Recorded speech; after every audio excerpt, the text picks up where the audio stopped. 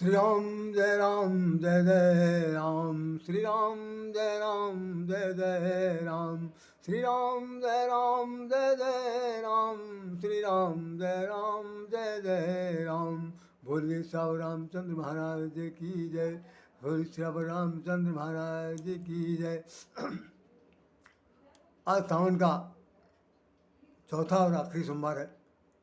इस सावन के सोमवार के बाद अब अगले वर्ष ही कहीं सावन के सोमवार की कल्पना की जा सकती है। वैसे तो सावन का अभी समापन 12 तारीख को है, लेकिन फिर भी सावन का जो सोमवार है, जिसकी हम लोग बड़ी महत्ता के साथ स्वीकार करते हैं, व्रत रखते हैं, सब कुछ करते हैं, उसका आज समापन दिवस है। बहुत ही पिछले 3 सोमवारों से हमने कुछ न कुछ जो मुझे भगवान ने कृपा से मुझे आता था, जो उन्होंने कहलाया, खुद बोले, वही समझिए मैंने अपने मुखारबिंद से कहने की चेष्टा की। अदरवाइज मुझे तो कुछ भी नहीं मालूम। आज मैं भगवान शंकर के संबंध में 2 शब्द कहना चाहता हूँ। करोड़ों करोड़ों मुखों से आपने सुना होगा, करोड़ों करोड़ों मुखों से आपने सुना होगा, आप स्वयं भी रोज़ रोज़ सुनते हैं, समझते हैं, देखते हैं। और मैं समझता हूँ भगवान शंकर की जो उनकी योगी की जो मुद्रा है, जिस मुद्रा में भगवान शंकर हमेशा दिखाई पड़ते हैं, परिवार समेत नहीं, अकेले जिस वक्त बैठे रहते हैं, तो देखिए कि एक योग मुद्रा में बैठे हुए हैं और उनका जो स्वरूप है वो देखने योग्य है। पहले मैं उसी उसी स्वरूप पर मैं आज वर्णन करना चाहता हूँ। जहाँ तक मुझे जहाँ तक भगवान ने बुद्धि दी है, मैं उसका विवेचन करूँगा। आपको बता दूँ कि भगवान शंकर के पास जो श्रृंगार करने के लिए कुछ भी शेष ऐसी चीज़ नहीं है जिससे वो कोई बहुत बड़ा राजा महाराजा जैसे दिखाई पड़े। वहाँ भगवान शंकर के लिए स्पष्ट लिखा हुआ है कि भाई वो परम योगी है और योगी का जो बाना है वो उसको धारण करते हैं। दिगंबर है, जिसके लिए आसमान ही अंबर है, जो संसारिक वस्त्र के आभूषण को धारण नहीं करता, वो दिगंबर बने हुए घूम रहे हैं। तो भगवान शंकर के सिर पर एक जटा है, जैसा कि देख रहे हैं, जटा है। जटा के बीचों बीच मस्तक पर 2 द्वीज का चांद है, आप सब लोग देख रहे हैं। मुंड मुंड अंदर मुंडमाला है और गले में रुद्राक्ष की माला है, सांपों की माला है।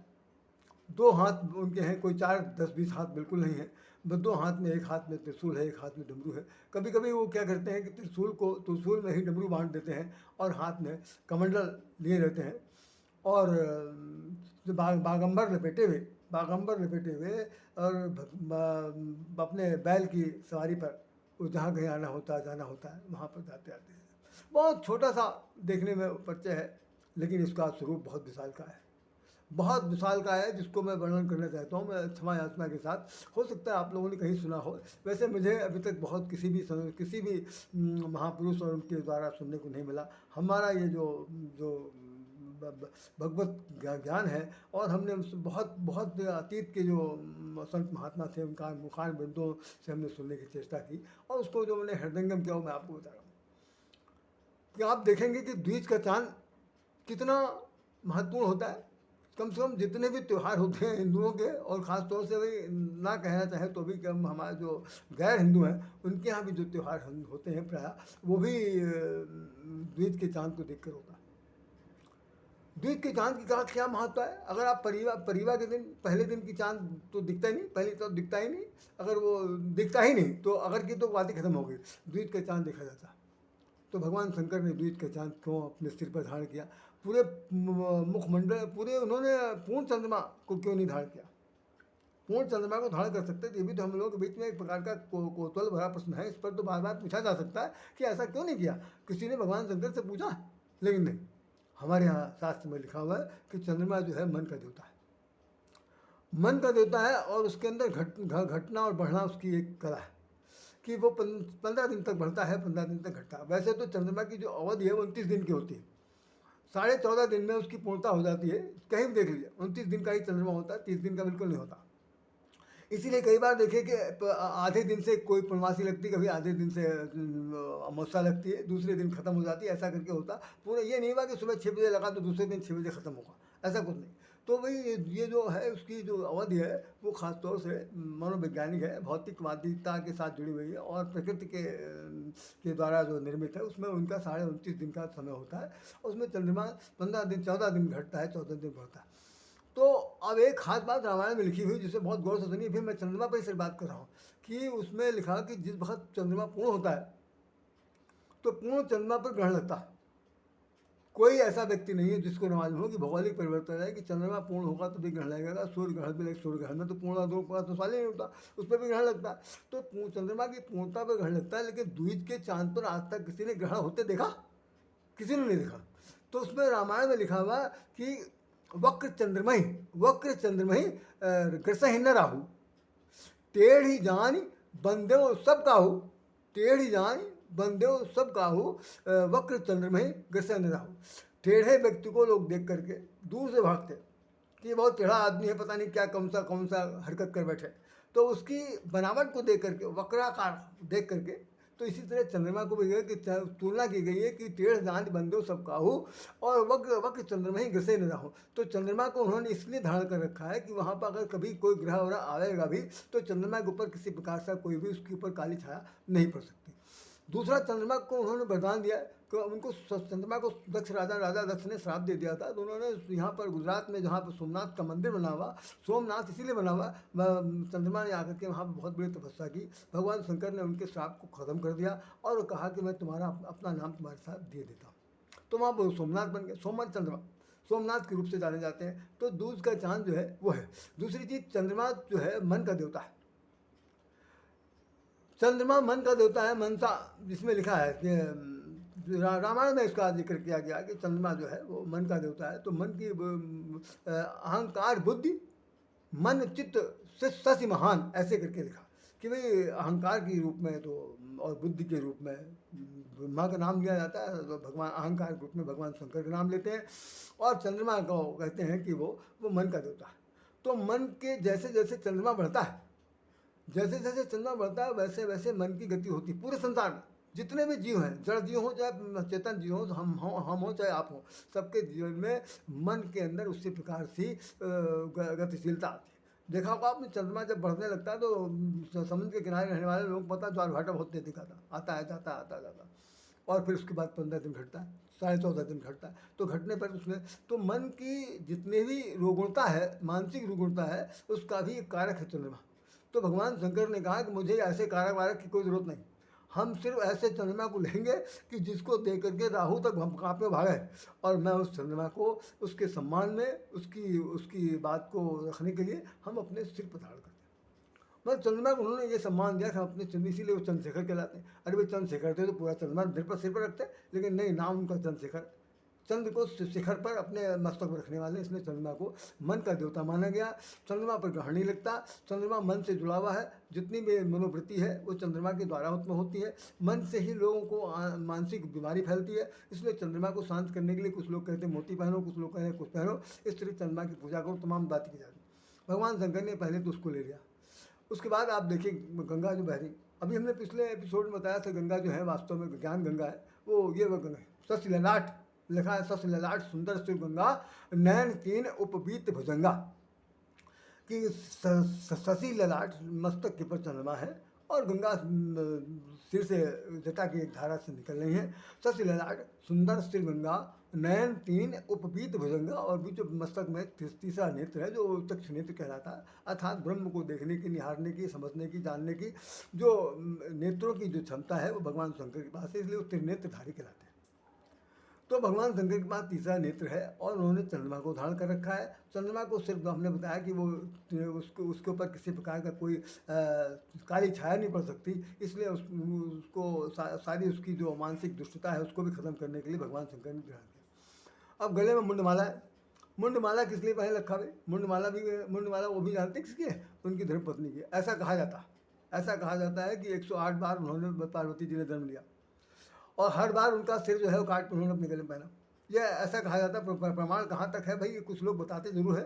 तो वो एक बार इस पर बड़ी बहस हो गई थी पार्वती और उनमें, और उन्होंने कहा कि भाई आप मुझे तांडव नृत्य करके दिखाइए।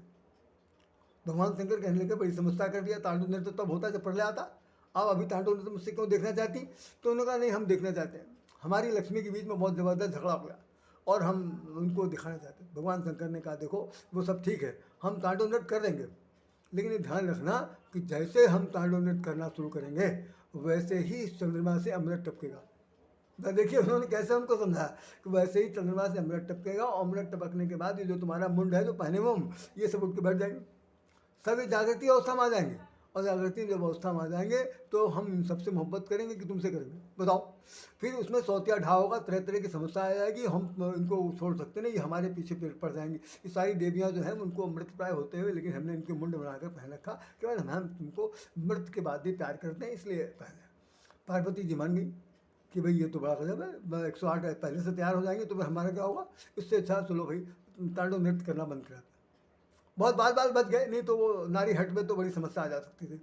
तो इसके बाद फिर रुद्राक्षी माला पहने में, नरमुंड माला जो रुद्राक्षी माला है, और इन तीनों रुद्राक्ष तो शांति का प्रतीक है इसलिए पहना जाता है।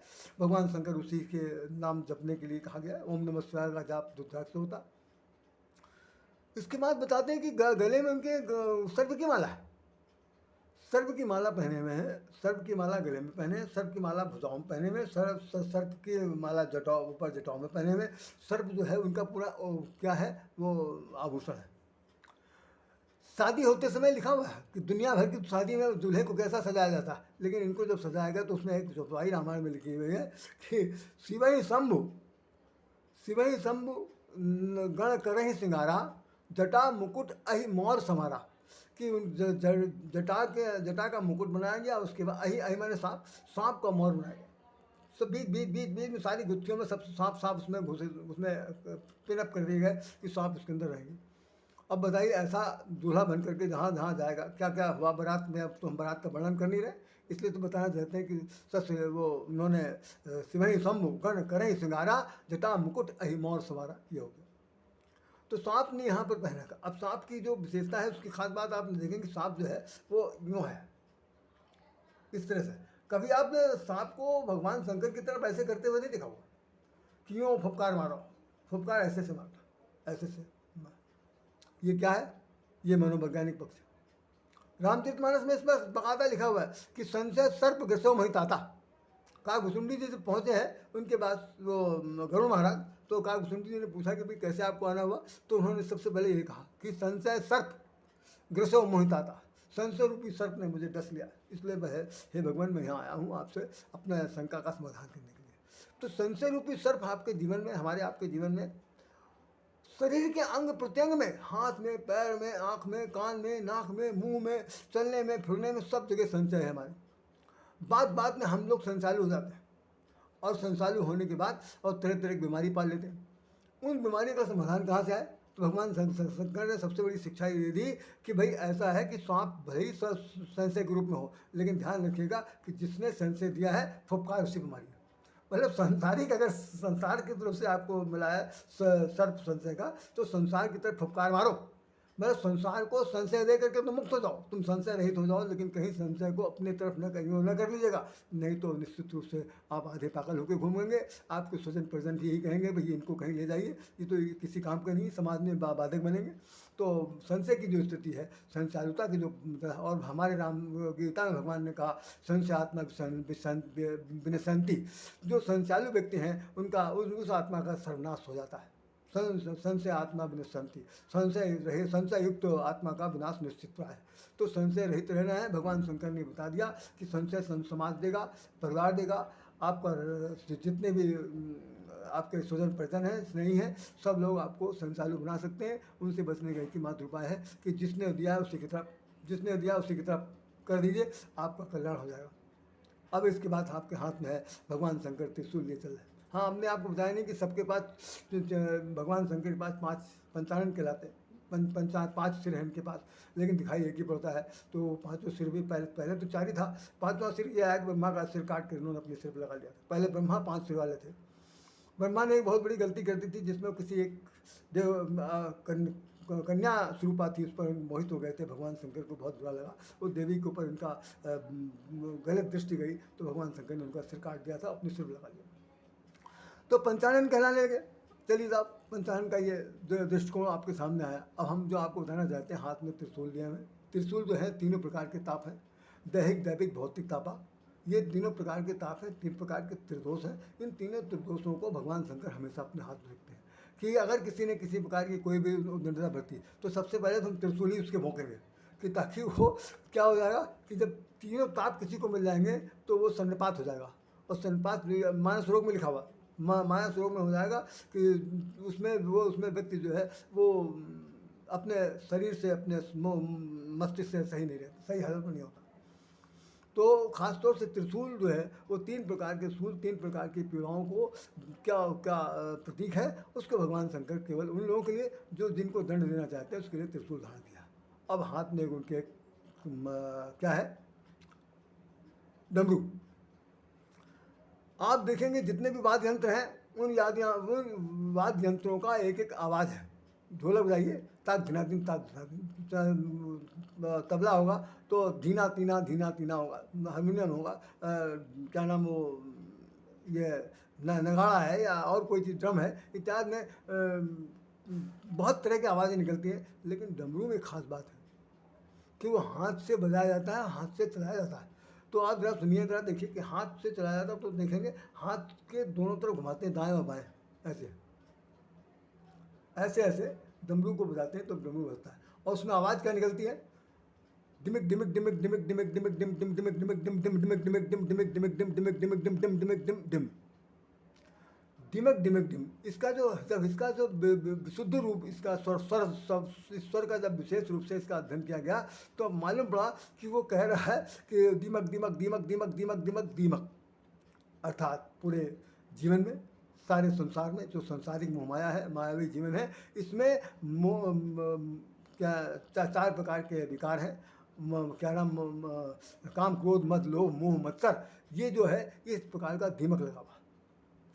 और अगर कभी कोई किसी से पूछता है भाई ज़िंदगी असल में क्या है, उसमें कुछ है, तो वो लोग तो कभी कभी जो बहुत ज़्यादा समझदार लोग होते हैं धीरे से हाथ हिलाते हैं, कुछ नहीं, दुनिया में कुछ नहीं रखा, सब बकवास, बिल्कुल रोना, ज़िंदगी भर रोना है, एक दिन हंसना तो ज़िंदगी भर रोना, मतलब ऐसे करके हाथ बताते। तो डमरू भी ऐसे से चलता है। ये बताता है कि जीवन में दीमक लगा हुआ, उस दीमक से बचने का एक ही मात्र उपाय है कि भाई आप सावधान हो जाइए। और ये इस क्रम को, हाथ की हथेली के चलते हुए क्रम को देखिए कि जब जहाँ कुछ नहीं है वहाँ सब कुछ ढूंढ रहे हो, जहाँ सब कुछ है वहाँ कुछ नहीं ढूंढ रहे हो। तो भगवान सारे संसार में विराजमान है, वो कण में व्याप्त है, उसकी तरफ न जा करके भोग वृत्ति के लोग तरफ भाग रहे हैं। तो ऐसे क्या होगा, तो होता नहीं कि बहुत से ऐसे पद लिखे हुए हैं, रामचरितमानस में लिखा, गोस्वामी ने तो लिखे, यहाँ तक लिख दिया कि सुत बंतादि आदि स्वारथ रथ नेह न कर समित अंतों तो ही तजेंगे पावर, तो ने तजे नहीं थे। जिस सुत बनताद, सुत और बनता माने पत्नी से जुड़े हुए पूरे सबके ससुराल वाले, ये सब लोग हैं स्वार्थ के जुड़े हुए। इनसे आप मोहब्बत मन में करिए। अगर आप मोहब्बत करेंगे तो ये लोग आपको उस समय छोड़ेंगे जब आपकी इंद्रियां शिथिल पड़ जाएंगी, आप किसी काम को नहीं रह जाएंगे, तब अंतों तो ही तजेंगे पावन। अरे महामूर्ख राज, तुमको उस समय छोड़ेंगे जब ये तुम किसी काम को नहीं जाओ, तो तुम अभी से क्यों नहीं छोड़ दे रहे हो। ये बात घर में किसी से आप कह नहीं सकते। अगर आप कहेंगे तो जो रोटी मिलने बंद हो जाएगी। तो ध्यान में रखिएगा कि आपको मन में रखना है कि हम इन सब के लिए एक प्रकार के निमित्त मात्र हैं, इनके लिए हम काम करने के लिए, भूमिका अदा करने के लिए आए हैं। वास्तव में न ये मेरे हैं न मैं इनका हूँ। बस जिस दिन ये दिमाग में आ जाएगा कि कोई ना किसी का है, ना मैं उनका हूँ, ना वो हमारे हैं, लेकिन एक भूमिका दी गई, उस भूमिका को अदा करने के लिए जो चाहिए वो हम लोग कर रहे हैं, लेकिन किसी से कहने सुनने की जरूरत नहीं है। ये मन की बात है। सूरदास जी ने लिखा कि प्रेम क्यों सुख आओ सुख न रहो। जो लोग संसार से प्रेम कर रहे हैं उनको कोई सुख नहीं मिला, अंतोगत्वा उन्हें दुख प्राप्त हुआ। एक सज्जन ने और भी लिखा, पाया गया यदि प्रेम किया, पाया गया यदि प्रेम किया, जीवन भर का दर्द प्रिया, वो गई अकेला छोड़ मुझे, खुद भी अकेली चली गई, वो जीवन से मेरे अकेले चली गई। जाने वाली कोई भी गई हो, चाहे स्त्री गई हो, चाहे पुरुष गए हो, चाहे प्रेमिका गई हो, चाहे पत्नी गई हो, चाहे कोई भी गया हो, लेकिन जीवन से चली गई। तो क्या हुआ कि पाया क्या यदि प्रेम किया, हमने यदि प्रेम किया तो मिला क्या। प्रेम के बदले यदि दुख मिल सकता, प्रेम के बदले यदि दुख का सुख का समावेश ही नहीं हो सकता, तो ऐसे स्थिति में क्या हो सकता है कि वो डमरू बता रहा कि संसार में दिमक लगा हुआ और उसके बाद कुछ नहीं, इससे बच के रहिए। दूसरा चीज़, इसको डमरुआ को अहंकार के रूप में भी जाना गया कि इस और एक प्रकार का ये रोग होता है जिसे उस रोग को कहते हैं, रामायण में लिखा हुआ है, उस रोग को कहते हैं कि वो गठिया बाई जिसे कहते हैं, उस तरह का रोग होता है, उसका नाम भी डमरुआ है। अहंकार अति विकट डमरुआ। तो अहंकार एक प्रकार का डमरुआ रोग है। डमरुआ रोग का नाम हो गया, डमरू बजाने वाला हो गया, डमरू के शाब्दिक भाव बता दिए हमने, उसका मूल मंत्र बता दिया। इसके बाद वो क्या पहनते हैं भाई, पहने हुए हैं बागंबर। बागंबर किस बात के लिए? बागंबर तो घर के अंदर एक से एक शेर बैठे हुए, और उन शेरों के बीच में युद्ध है। और शेर जब शेर देखता है कि जिसको जो गुर्राने वाला है, जब वो देखता है कि हमारे दूसरे जो जाति के है उनके ऊपर एक सज्जन बैठे हैं और बिल्कुल दबाए बैठे हैं, और सिर्फ मुँह ही बाए हुए हैं, छाल छाल छाला बिछाते हैं ना, बागंबर बिछाते हैं, बागंबर पहनते हैं, तो उसे देख करके वो डर जाएगा। अर्थात जितने हिंसक लोग हैं, जो हिंसावादी लोग हैं, जो जिनके अंदर हिंसक प्रवृत्ति है, उनको वो अपने अपने अस्तित्व से जो दबा देने की क्षमता रखता है, वो भगवान शंकर जैसा ही योगी हो सकता है। ये बात खास तौर से इसमें बताई गई। और साथ साथ फिर वो बैल, बैल का तो आप जानते हैं, पूरा जीवन भर में बैल ही बना रहता। बैल का काम है कि खेती करना, खेती करवाना, और श्रम साधना का उपयोग करने में आता। गोवंश की प्रवृत्ति, गोवंश की वृद्धि के लिए काम आता। ऐसी स्थिति में बैल बन करके ज़िंदगी में काटना नहीं है, बल्कि बैल का जो प्रतीक है वो धर्म है।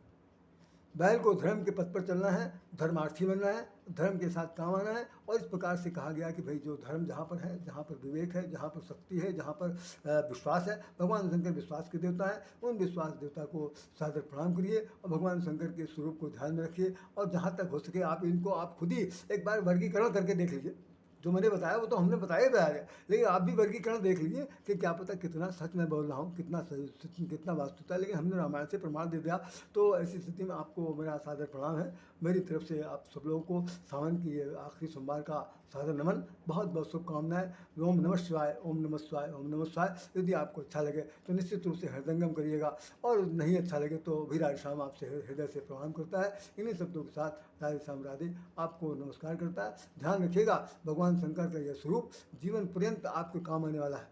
इन्होंने जो कुछ भी पहन रखा है, जो दिखावे के लिए नहीं है। अगर आप कभी जाइए कहीं, ऐसा पहन करके कोई शादी ब्याह नहीं जा सकता, कहीं किसी वहाँ नहीं जा सकता। आप कभी किसी घर बार में चले जाइए, किसी के घर उसमें ऑफिस में चले जाइए, तो लोग बाग पता नहीं क्या से क्या बैठेंगे, घर से निकाल देंगे, ऑफिस से निकाल देंगे, सब कुछ हो सकता है। लेकिन ये पहनावा एक प्रकार का प्रतीक है, और ये बताना चाहता है कि भगवान शंकर योगी हैं, भगवान शंकर संसार के मालिक हैं, वो त्रिभुवन गुरु हैं। उन्होंने आपको अपने गुरुत्व का पूरी शिक्षा दी है। उस शिक्षा को पा करके आप लोग फलीभूत होइए। इन्हीं शब्दों के साथ राधे श्याम राधे आपको हृदय से सादर नमन करता है। जय श्री राम, जय श्री राम, जय श्री राम, जय श्री राम। ओम नमः शिवाय, ओम नमः शिवाय।